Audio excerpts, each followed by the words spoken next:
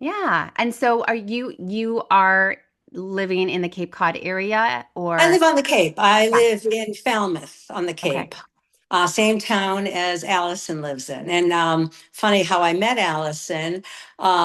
We had just moved to the Cape full time, Yeah. which is a kind of a normal thing to do when you live in the Boston area. Yeah. I grew up right off the Cape, so the Cape was part of our playground, basically. Hmm. And it was someplace that everybody sort of wants to retire to because it's such an amazing place to be. And it's still very close to Boston. It's close to the ski areas.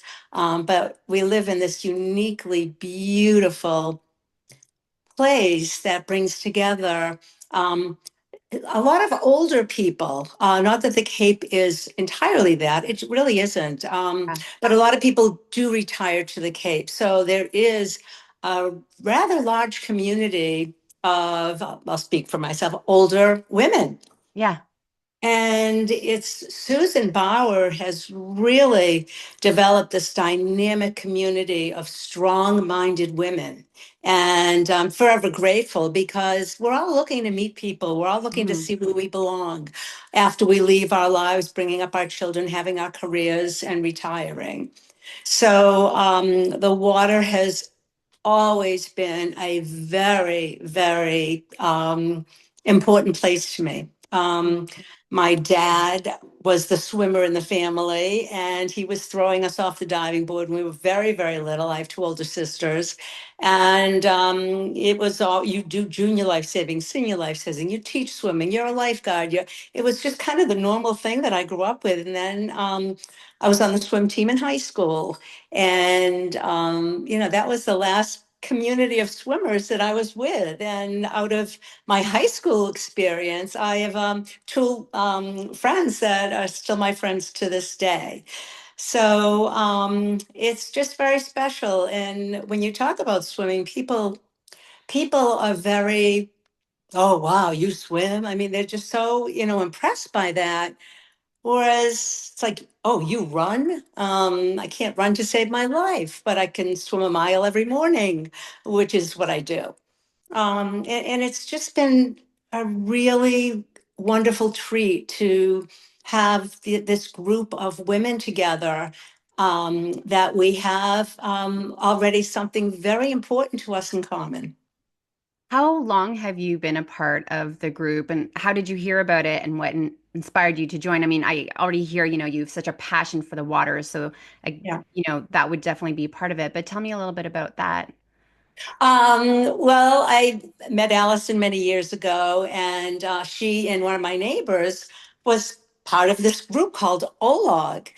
And I had had some bad luck. I had several shoulder surgeries over a very short period of time. I had several of them, a reverse replacement. And I wasn't up to heavy swimming really until this past year. And yeah, so would have been last year. And they told me about this group and they highly recommended it to me and spoke of me to Susan Bauer. And I tried out and I made the cut. And that's how I heard about it. And I absolutely love being part of this group of people. It's really empowering to have women in their older years making such a huge impact. And we really feel that we do. We all have a passion for the Cape and really want to protect the environment. And so that's how I kind of came into OLOG. That's great. I love that you were able to, have your friends champion you into that. And, just saying that your running is not your thing, but swimming was a natural tie-in to be able to doing this and knowing that you were going to find joy in this group. And tying into that, just sounding like this group is very special to you and you get a lot of enjoyment from it. How has working together as a group of older women strengthened your personal impact, purpose, or identity? And if it has, like, how would you say that it has changed you? or impacted you? Um, let's see. In terms of impacting me, my family was always, my father's business was recycling. He was a paper mill supplier. Mm. So I grew up conserving, reusing, and really, so I was kind of born into that. And then you get to a place in your life that get kind of wasteful and crazy, and you're working and you've got children and you're trying to balance so many things that you can lose sight very easily. And I think what this has done is really brought me back to where I feel like I have a purpose and can exercise that with like-minded people that really have a passion for caring about our environment and where we live and want to protect that. Yeah, thank you. Purpose is so important in all aspects of our lives. And Yeah. I was telling Allison, Trish, I'm sort of in, that middle stage of my life where, you're busy with the job and the kids. And so there's just like that purpose already there, or maybe even not there, but you're just busy. So you don't think about it as much. And Right. then, as you get older and those things become less of a big part of your life, that purpose is so important. And finding those like-minded individuals and finding something that really drives you. Hmm. Right. And then from there, just the relationships with these women. We all had a life before the Cape. Many have lived there for many, many years. My parents moved down the Cape in 1978. So it's it's yeah, it's nice. It's nice feeling that you are making a difference in that way to protect it. Yeah, and you absolutely are. Your work that you've done is amazing, and just being able to get the media attention is so brilliant because people are really resonating, seeing the impact that you're making and being like, well, these women are making a difference. How can we make a difference too? We don't have to, you know, you have come to clean up their pond. Well, how are they going to keep it clean now? So you Hmm. guys don't have to come back and do it again. Hmm. Hmm. Sure, it's making that impact. This group is a force. I mean, when we gather at the ponds that we go to work at. It's an association typically. So there are people there and they make us homemade cookies and coffee and whatever, which is really lovely. But they see what we're doing and they see how serious we are about it. And they see that we're off swimming a half a mile across their pond to clean up the other side, not just the side that they're on. And we're in the water for a good hour and a half. So many of us do swim that mile while we're just to get to and from the place that we're cleaning. And I think that that certainly makes an impact on them. Yeah, absolutely. With, I wanted to talk about also the way society stereotypes older women. And we talked about this with Allison and Trish, just about, often that Western culture in general, older women can be seen as weak, out of touch, irrelevant, and not always, but it's definitely there. And so I wanted to ask you if you've ever encountered any of these assumptions or challenges as you've aged, whether it be in your environmental work or your everyday life. And then on the flip side of that, these are a lot of questions to kind of think through, but how does OLAUG challenge societal expectations of what older women can or should be doing? And have you seen any changes in how people perceive older women as a result of your efforts? Well, I think for one, living in a progressive state, as Massachusetts in the New England area, and having a mother who's 95 years old and still very active, I see the role of the older women in um, more of an active state rather than a quiet state. So I've watched my mother, who plays her 3 to 4 different games a week, her canasta, her bridge, her mahjong, and going and coming, going out for lunch with her girlfriends, whatever it might be. Um, and she's always been like that. She's a real hot ticket. And she's really somebody that I want to emulate because, at her age, the fact that she's still getting up to go is pretty remarkable. So I think that the power of older women is becoming more recognized because we do have an awful lot to offer. We didn't just come from somewhere under a rock. We had full lives. And now, upon retirement, we can do things that we really choose to do versus that we need to do. Hmm. So, when you volunteer your services at our age, it's pretty remarkable the women that you're surrounded by, what they did with their previous life and how they impacted your society and what's around you. So I think it is even um, more surprising that there's an awful lot more power out there than I think people would ever give older women credit for. And I Yes. think that that's getting recognized more so now. Once again, I'm in a very progressive state, Yeah. so I can't speak about other states, Hmm. but that we are listened to and we are regarded. And I hope I'm right about that.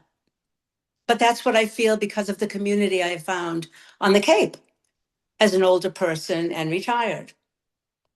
That's amazing. I love that your mother was such a strong role model for you. And I hope then I can be a hot ticket for my daughter when I'm 95. That's awesome. Speaking of your mother, she was a role model for you. And yeah, if you want to talk a little bit more to that, like what kind of a role model, like what did you see in her that you've taken note of and wanted to emulate? And then in the bigger context, do you think that the role of women has evolved across generations? And, I know you're saying that you live in a progressive state, but what do you still think needs to change in the way the society sees older women?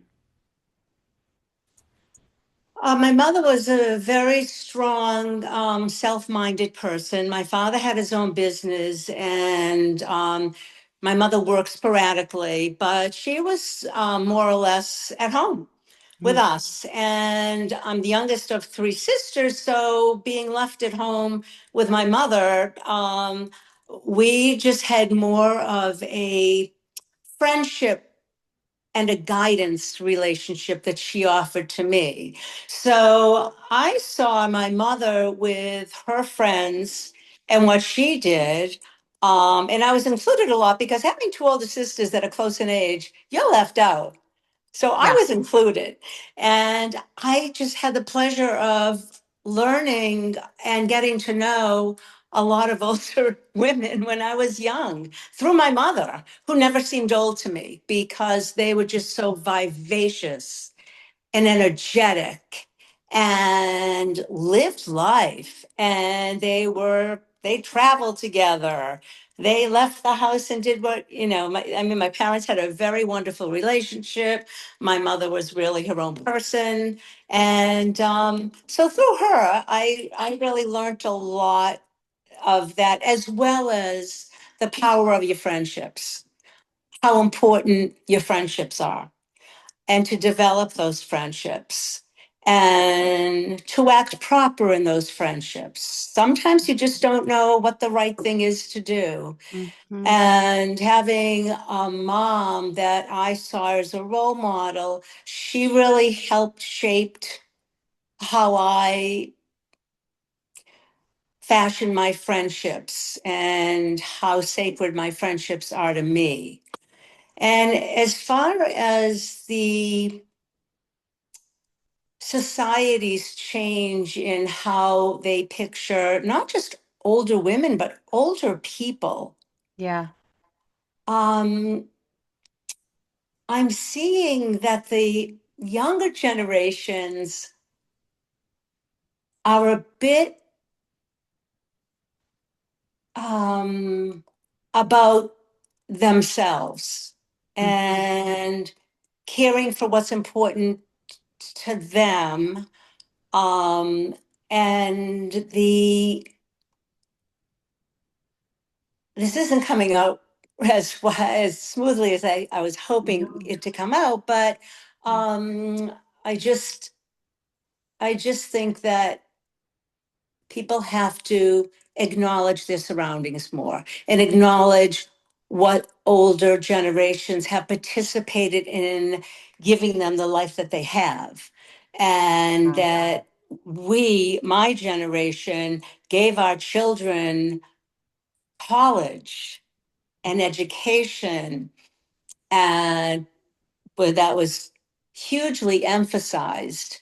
Yeah. And we were really the first generation of college educated parents. Yeah. And to pass the significance of of of having that ideal is really critical, and that it's not just about education. It's about what you do with that education to impact those around you, being the society, being the environment, um, being the world around you, that you have a responsibility. Yeah. Such important messages to hear, even for myself, coming from you as a mother with younger children. How am I going to be a role model as a parent in the generation that I am in now? Was different from the generation that my parents are in, and what values are really important in the times that they're growing up in now to make sure that they hold and carry through their life that Mhm. maybe are harder to latch onto than they used to be. But it's very important that we keep that in check because it Absolutely. can so easily drift away. Yeah. Yeah. So, tying on to that, what skills or wisdom do you bring to the table as an older woman? I say that in brackets, and in your age of wisdom that you might not have had earlier in life. Um, hmm. Wisdom is a wonderful thing, and unfortunately, you don't learn it when when you're younger, because that's what wisdom is. Yeah. Life experience. Yeah, I think where I've really grown, as an older person, or as a person, and as a woman, and as a mother, that I've grown more patient, Hmm.